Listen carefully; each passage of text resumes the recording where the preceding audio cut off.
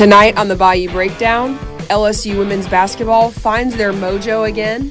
We look ahead to LSU Softball season opener. And LSU students give their opinions on the Super Bowl. All that and more, the Bayou Breakdown starts now.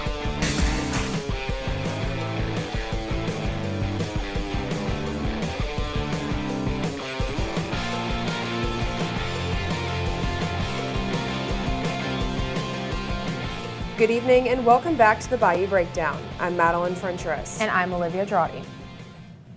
An 18-year-old has been accused of raping an LSU student in her dorm room and was arrested Monday afternoon. LSU PD said they received a call to North Hall on January 18th. Ali Jafar has been arrested and booked for third-degree rape.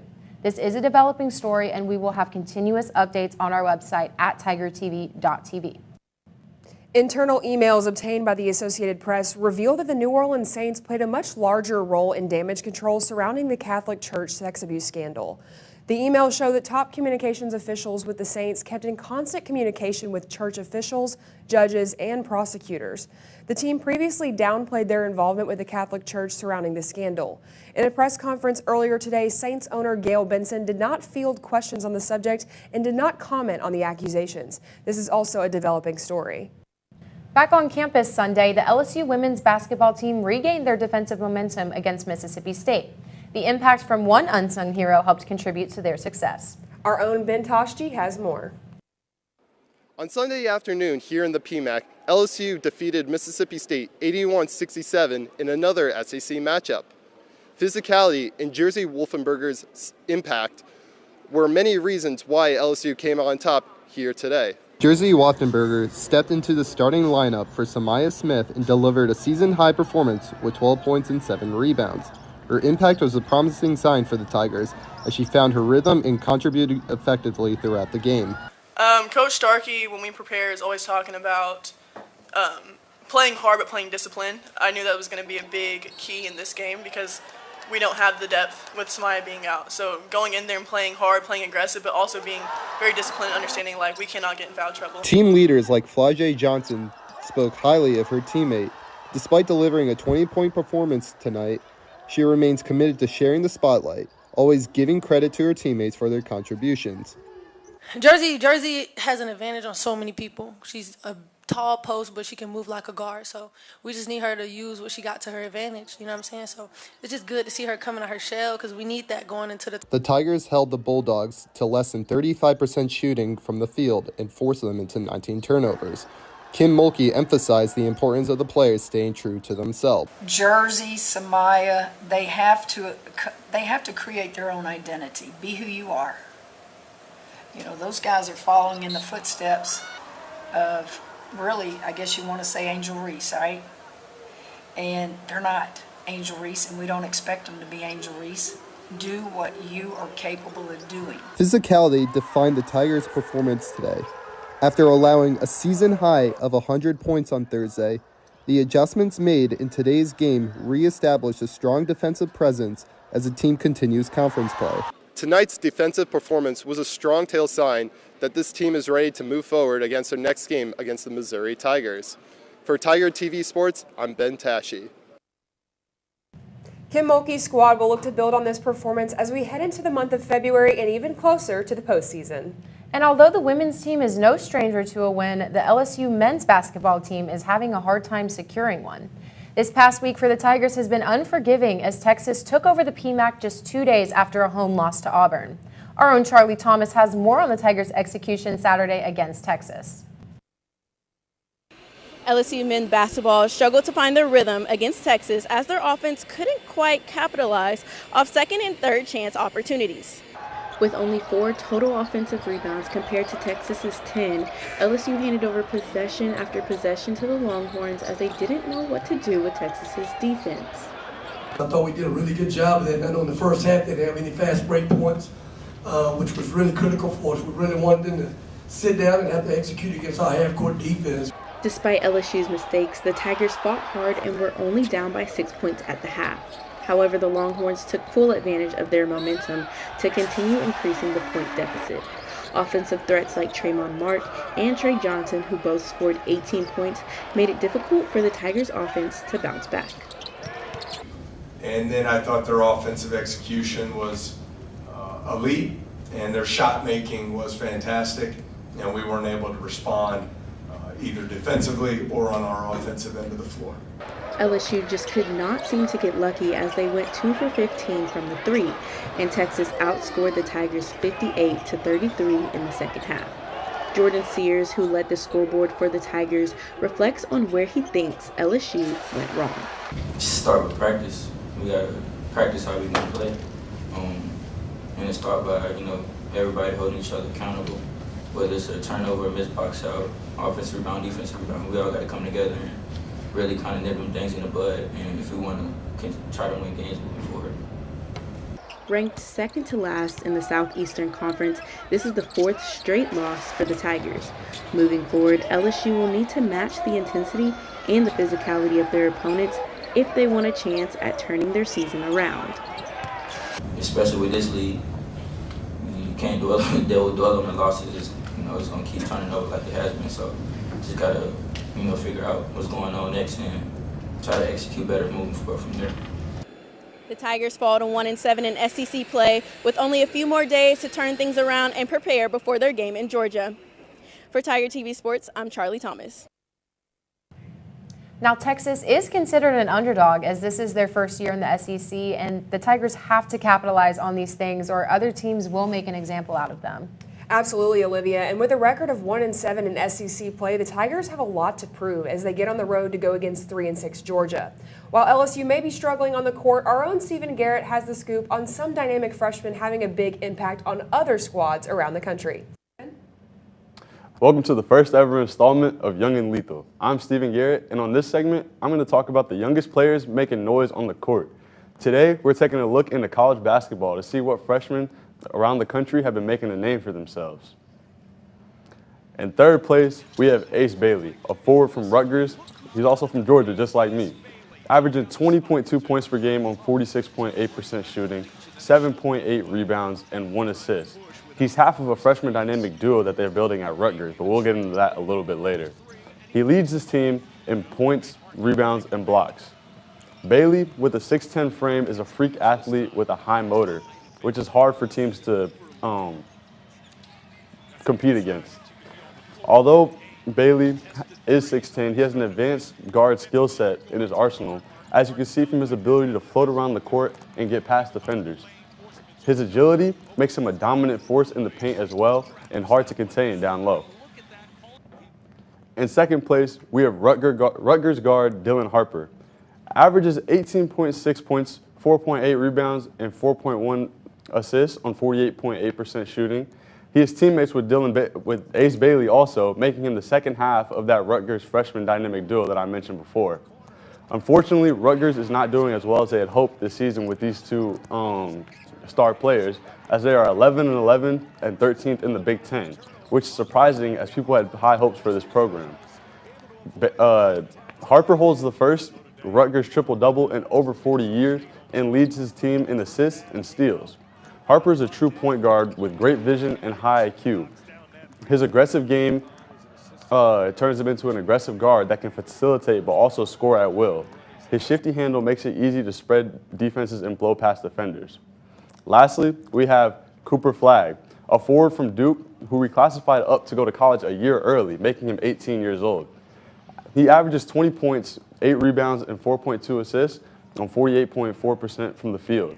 He leads his team in all major categories. That's points, rebounds, assists, steals, and blocks, and second in ACC in scoring. Flagg is a natural-born leader, which rubs off on his teammates, as you can see if you watch the games. Similar to Ace Bailey, Flagg is a guard in a forward's body. His ability to pick apart defenses with his driving ability, and he has a shooting touch to match. Flagg is also an elite defender on the perimeter, and especially close to the rim. That's all I have for you today on Young and Lethal. Be sure to keep up with these freshman hoopers to see how they get ready to attack March Madness next month. After the break, we look at LSU Softball as they approach their season opener. Don't go anywhere. And get it done, yo. Everybody know Gordon in a 225. And he done link with Big Foe. He got buku ties, Ferrari sliding, flying in a new coupe ride. And every time I ride by, I see a brand new sign. I'm with Gordon, I know that he gon' get it done. Whether it's a big truck crash or a hit and run. Recovery funds, he fighting to get a ton. Mike Epps, man, we all about the Benjamin. Handling injuries, man, are you kidding me? Gordon McKernan, that's champion energy. Yeah, family man with a family plan. Get Gordon, he gon' fix it like a handyman. Gordon, and get it done. Raising Cane's invites you to grab life by the chicken fingers. So get out there. Be you. Do you. Embrace whatever makes you, you. All while enjoying Raising Cane's hand-battered cooked-to-order chicken fingers, crispy crinkle-cut fries, buttery Texas toast, and that secret recipe cane sauce that makes everything that much better. So go on. Savor the day. Raising Cane's chicken fingers. One love. The Purple Room is back.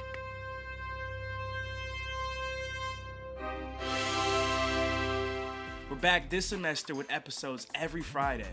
And we're talking the latest on everything LSU sports, news, lifestyle, and more. And we're bringing you some exclusive interviews with top-tier guests. The Purple Room Podcast. Tune in every Friday wherever you get your podcasts.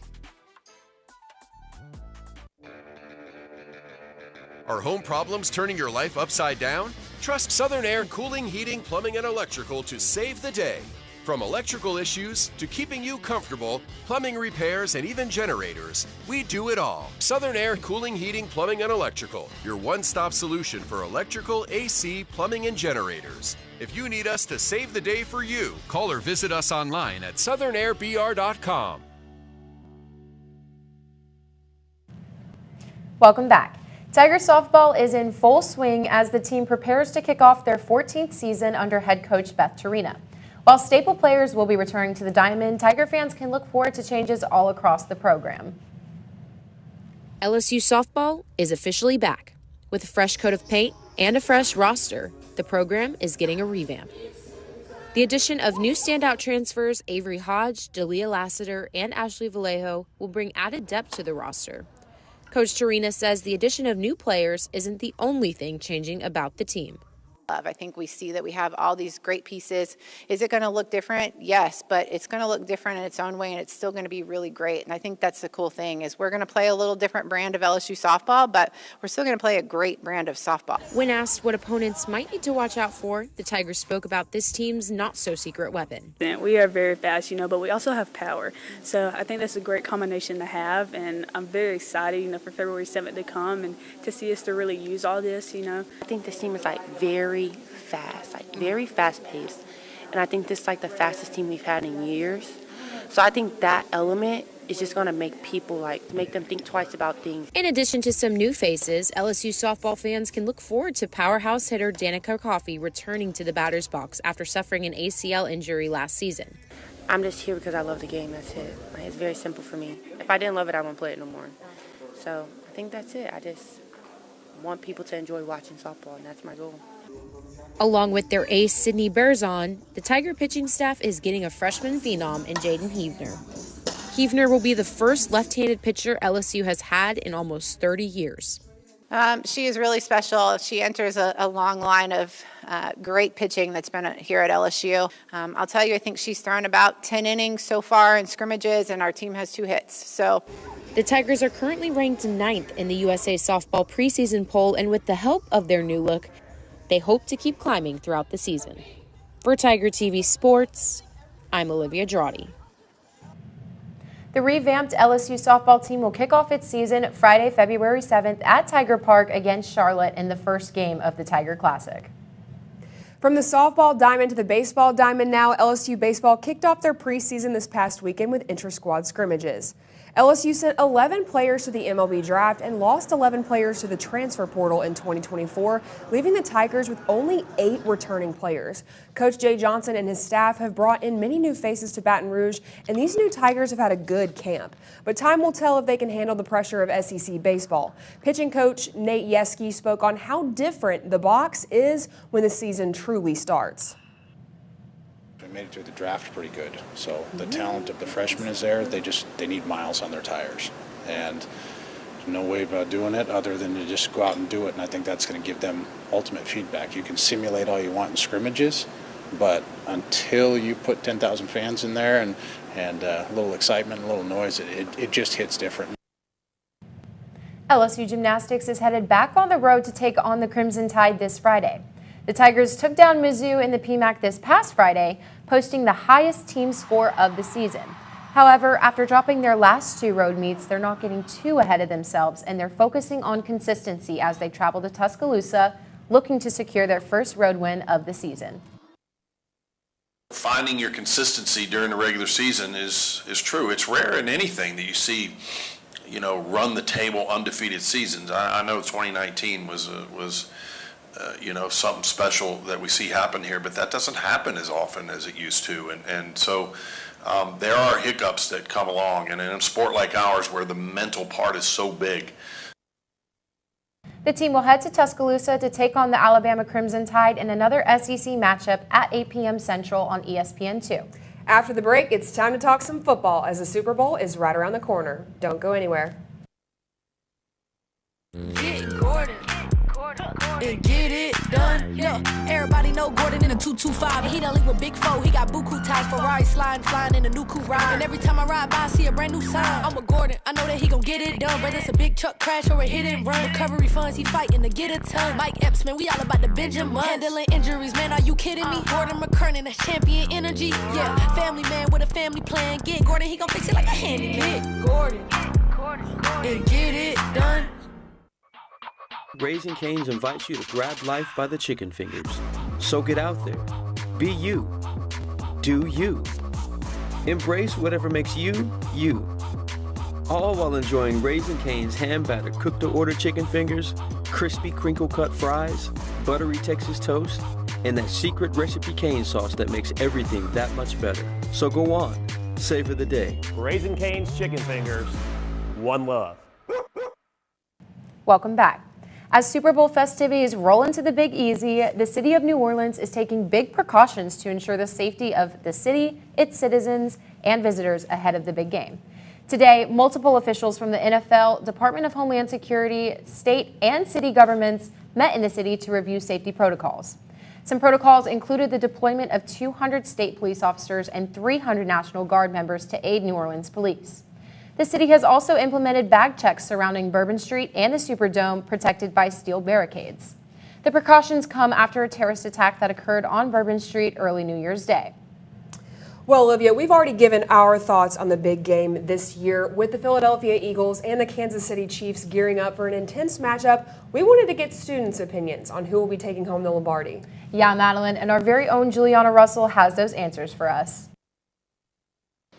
With the Super Bowl just a couple weeks away, we wanted to come and ask some students who they think is going to take home the ring this season. Who do you guys think is going to win the Super Bowl? Eagles. Saquon Barkley is bringing it home. I hope the Eagles. The Chiefs, 100%. I think the Kansas City Chiefs going to win. Big 8-1-6. Ride it till I die. Kansas City native. Always. The Eagles, hopefully. The Chiefs. Yeah. I got the Chiefs, bro. You can't beat the refs. Who's your Super Bowl MVP? Travis Kelce. Saquon, all day. Either Jaden Daniels or Lamar Jackson. They was balling out in the Super Bowl. Mahomes. Definitely Patrick Mahomes. I wish it would be Josh Allen.